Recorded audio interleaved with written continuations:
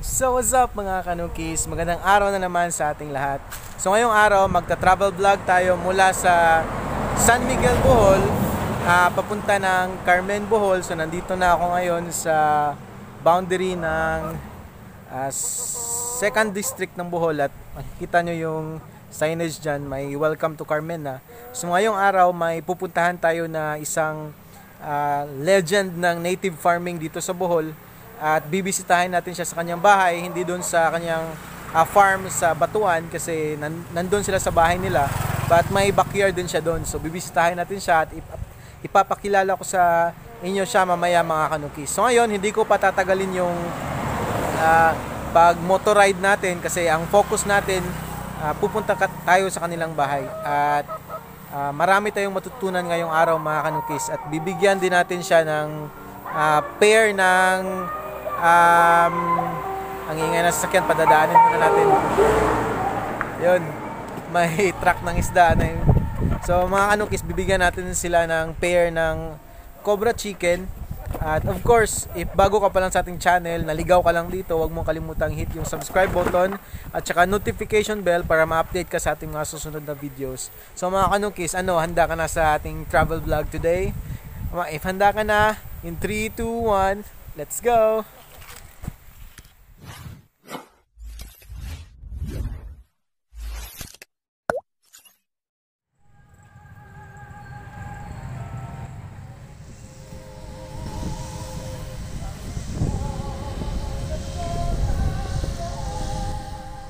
So that's it mga kanukis, no? Nandito na tayo ngayon sa Carmen, Bohol. At nasa mga 6 kilometers pa yung location ng farm nating bibisitahin ngayon. So hindi natin ito papatagalin mga kanukis kasi sinadya ko talagang hapon yung pupuntahan natin para makita natin yung preparation nila sa pagpapakain ng kanilang mga alagang hayop doon sa kanilang farm. So excited ka na ba? Tara, punta na tayo doon. Mga kanukis, nandito na ako sa Nueva Puerza, Carmen. At para nakita ko na yung bahay ni tatay, nag-message muna ako sa kanya para siguraduhin ko na lalabas din siya mga kanukis. So ngayon, i-update ko lang kayo kapag nagkita na kami. Tara mga kanukis. Yung tubig sa... Wapo yung balay tayo Ano yung mga seedlings?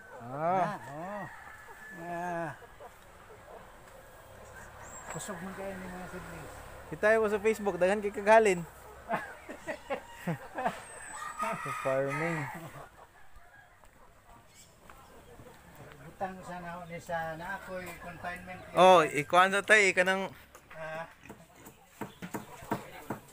Ini tayo mga native na ni tayo. Mga sununo na po. Kano may lamig litsunon kay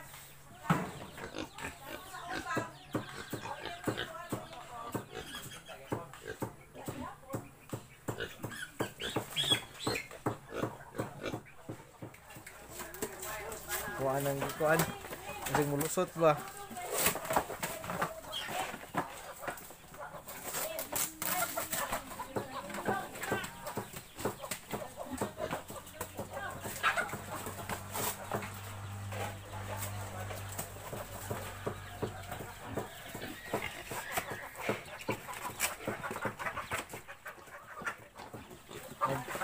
Three months na siya.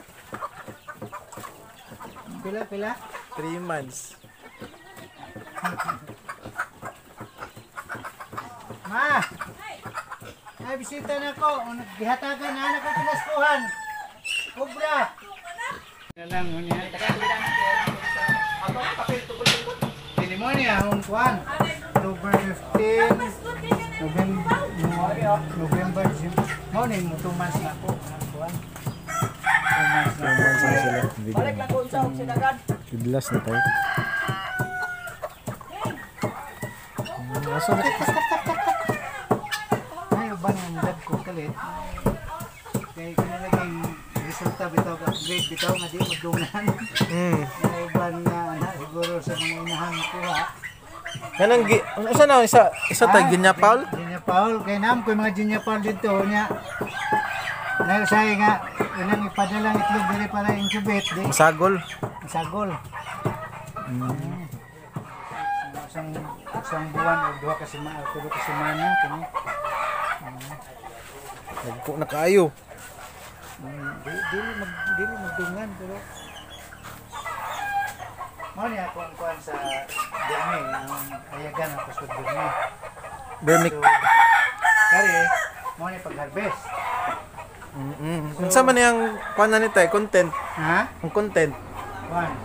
Bani kukupit o tae sa pagka. So, mo niya ang style niya. Gahapon niya harvest. So, ang pikas sa harveston para ang imong wati nga kuan to, mabalhin nimo dire. Ang katong ang wate po niya koleksyonon. De, balhin mo dire pikas dayon. Unya, kay ini butang na nimo sa kuan dire, bahala namang wati nga migrate. Oh. So, pag harvest dire gahapon, kanang pikas tuwa ang tanang wati mo dong pikas. Mo nang tanaw nimo nang harveston nun, luto siya kayo na kanang Pino. kana gyud na Mo pino siya. oh, naagian na jud sa wati. Tain na jud sa wati. Unya, nag-harvest ini ang mga wati ibalhin dito. So, unya nighuman ni butangan na pud niya ang Bag-o. bago nga kuan.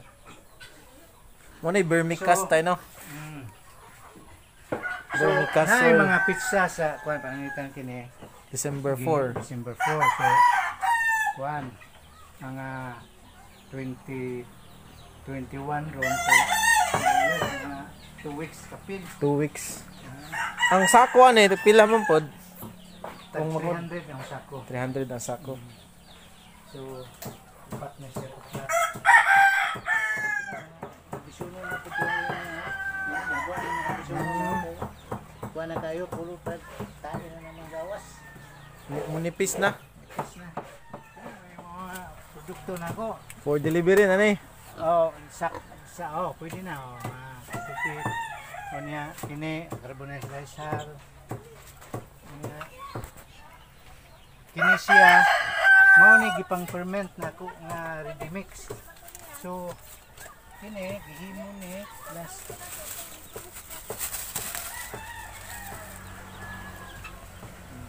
November 25, so hapit na nimo 1 month.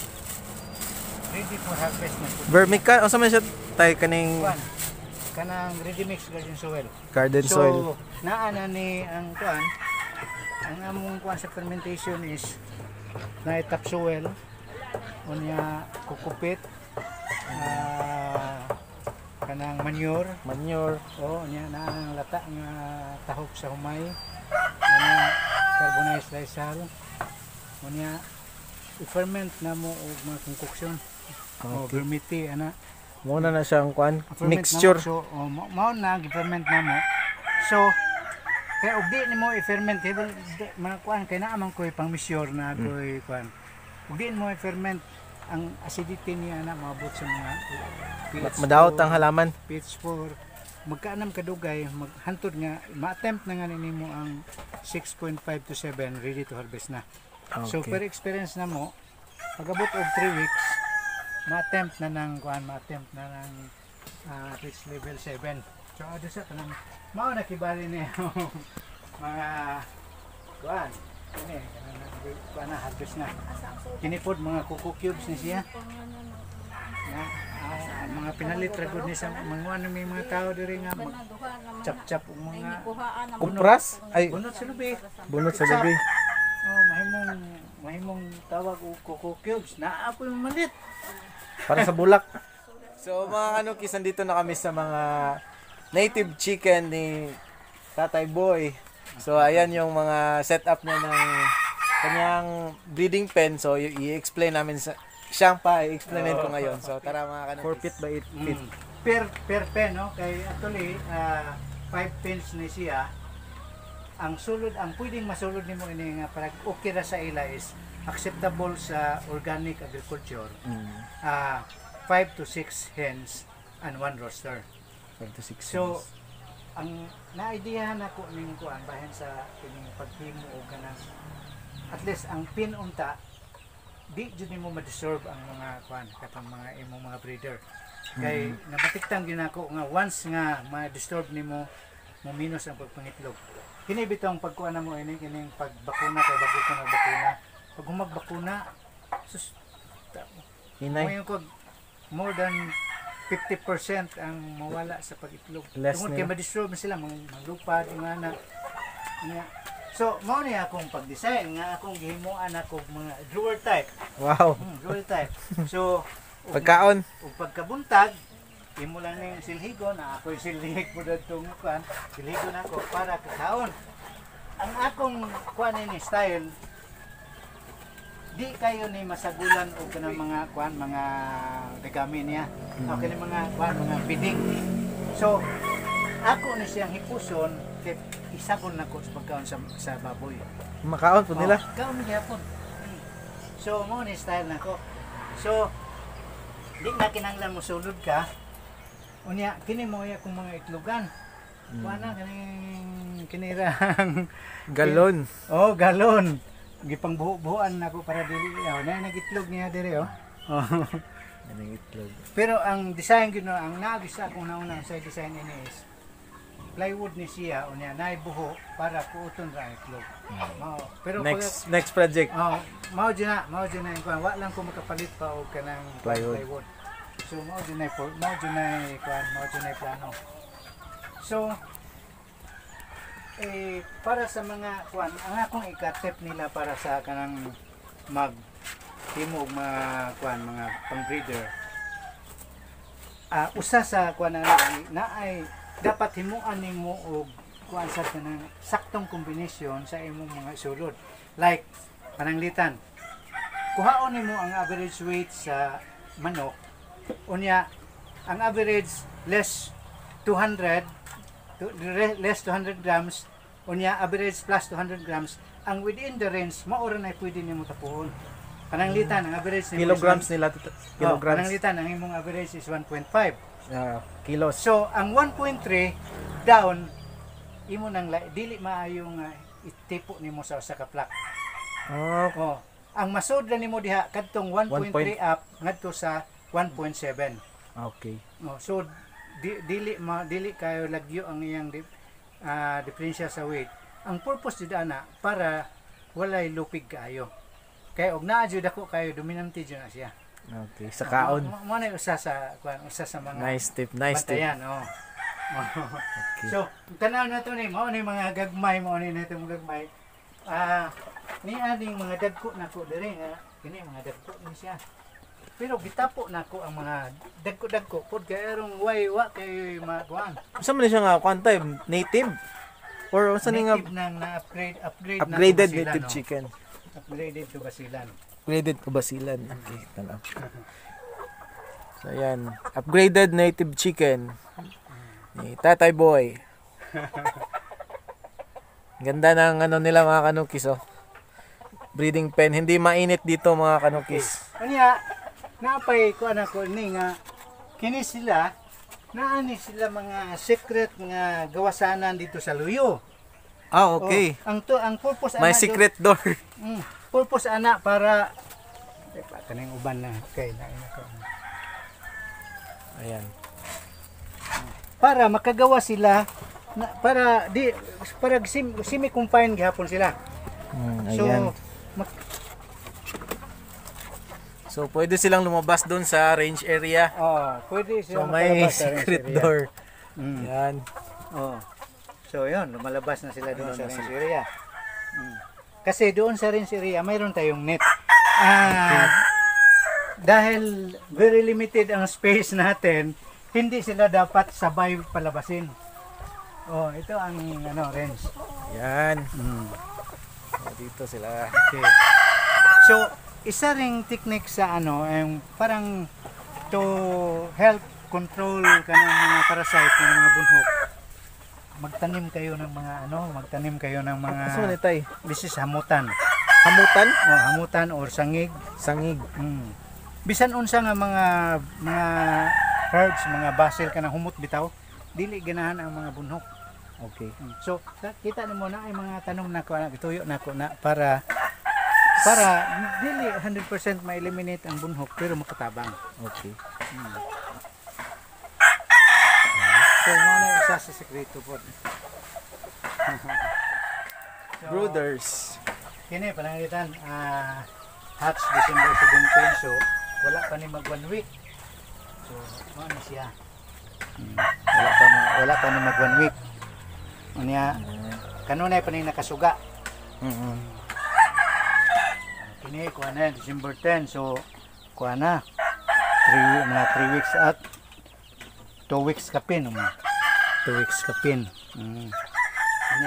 Until what 21 days. 21 days. Kini November 29.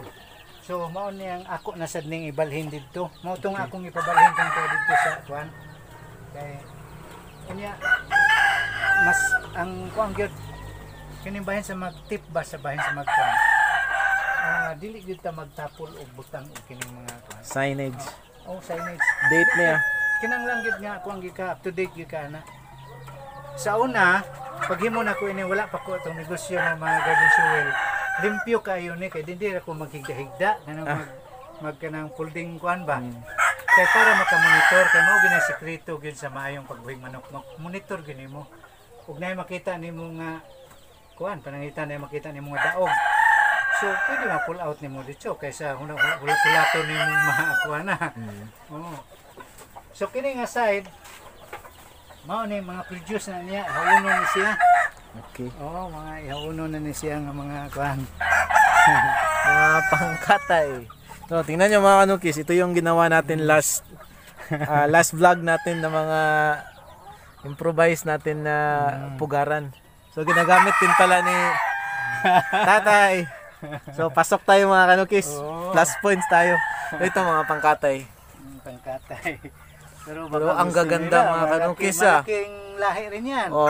If gusto mong bumili mga kanukis, so ipa-flash ko lang yung Facebook ni tatay dito sa screen ng ating channel. At also sa link sa ating description box. Ito ang para pampakain ko. Pero minsan doon ko na nilagay dahil maramihan kasing dito ang nakalagay kasi pangkatay ito. Okay. So, daghan ni siya kay daghan mga Unsay content ani tay? Yellow corn nga crack o crack yellow corn unya rice bran or bilot unya 60% na siya para sa carbohydrates. Unya na nimo 28% nga protein. Imbes nga soya beans kay man ta mga soya diri gikan sa mga kini mga legumes like asula. Nam kay asula dito. Asula pan. Asula kini mga kalinong, kini mga madidiagua, indigo fera. Na sig content ana. Mo na sabi, mo na 28%. Okay. So mo toy mo handle og protein. Okay. Unya taga ni mo fats nga 8%. Cupramil. Mo ni cupramil ko nako ani.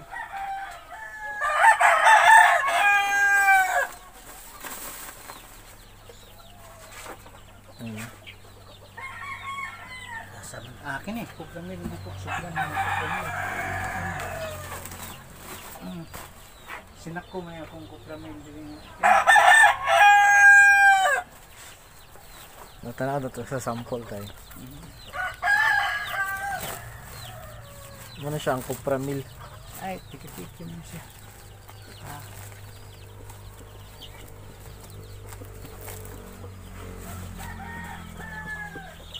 Mantugra tambok kay mga manok. Kini mo binlod kanang nice. Sa humay. Kanang kauban na ang kuan. Bigas. Bigas.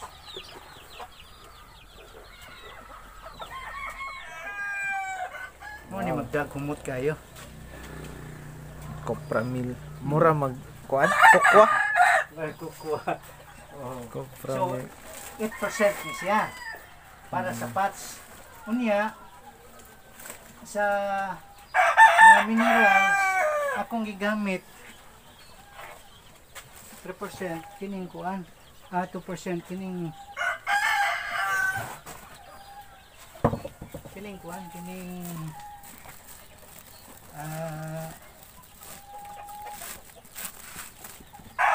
fish meal. Improvise gihapon ning fish meal nako kay ginaling na ho nga mga kuan, mga ginaling nga mga buwad. Ginaling na tuyo mga kanukis. Oo. Tip na ko sa ila sa mga mamaligya ag bulad, mga May mga sira-sira. damage nila to. You can only buy at 20 pesos per kilo. So, usa nang makatabang sa Kaya mabango yung feeds. para mas masarap yung feeds. Ayos ah. At saka pag ferment mo, gamitan mo lang of course itong Molasses. molasses plus itong mga concoction. So mayroon kong kalpos. Asan ang kalpos tay? Kuha na siya kanang parang eggshells, i-ferment mo using suka white mo ayan microorganism na siya, effective microorganism. Kunya gamitan mo ini paano siya, imas. Kunya gamitan mo vermiti. So kalpos na siya. So naapoy vermiti. Formulations. Fermented fruit juice. FPJ. Fruit juice pero nahurot na. Okay. Gumagamit din si tatay ng FPJ. Fermented fruit juice. Para source of vitamins. Vitamins. Oh, so 2% vitamins. So 100% tanan.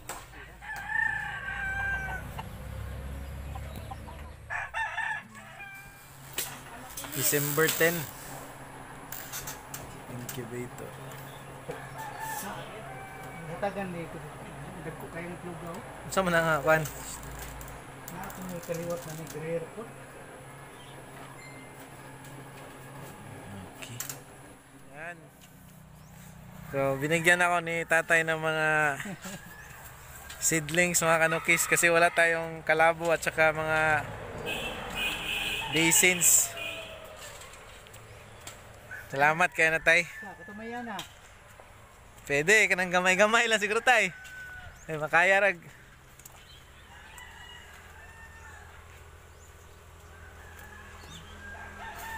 So, ayan.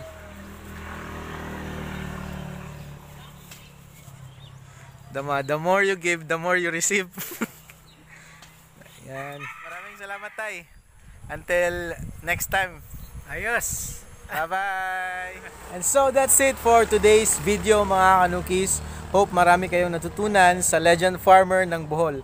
At of course ako din mga kanukis, marami akong natutunan ngayong araw. So gaya ng pangako ko, so medyo mahaba-haba yung video natin pero hindi ko palalagpasin na isa-shoutout ko yung mga kanukis natin na nagpapa-shoutout. So shoutout sa inyo lahat kay Rom Alvarez, shoutout sa iyo, Sonyo Mix Vlog, Al's World Channel, May Vlogs Qatar, shout out sa Yote, Gio Salamantes, Jueber Bisinga, Misa Lang, shout out sa iyo, Tudis Backyard Farm, shout out, Bantam TV, shout out, Jericho Channel, shout out, Joyce Bernante, shout out sa iyo ma'am, Bro Maestro, shout out, Cardel Jandale, shout out, Don De Galion, shout out sa iyo sir, Nikki Tiempo, Team Dorime, shout out. Berlinda Rolinda, shout out from Maribuhok, Bohol. Lovelina Sayo, shout out. Soul Hunter, Nevermore, Benjo TV, Kanukis Natives, shout out. Nilos Channel, Jisril Compio, Ralph Adrian Perez, Jongit TV, Luis K. Cavarles, shout out. Rodel Norono, Alma Balite, Grace Joy Jaime. Shout out sa inyong lahat mga kanukis. So ngayong araw, hope may marami kayong nakuha sa ating video. And see you sa ating next video. At also kang Tatay Boy Tumandaw, shout out sa iyo tay. Salamat sa pag-let sa atin na makapasok dyan sa inyong backyard. So that's it for today's video mga kanukis. This is your native Kanuki once again saying, uneducated farmer is a successful farmer. So happy farming everyone. Have a good day ahead of you. Peace, love, signing out for now.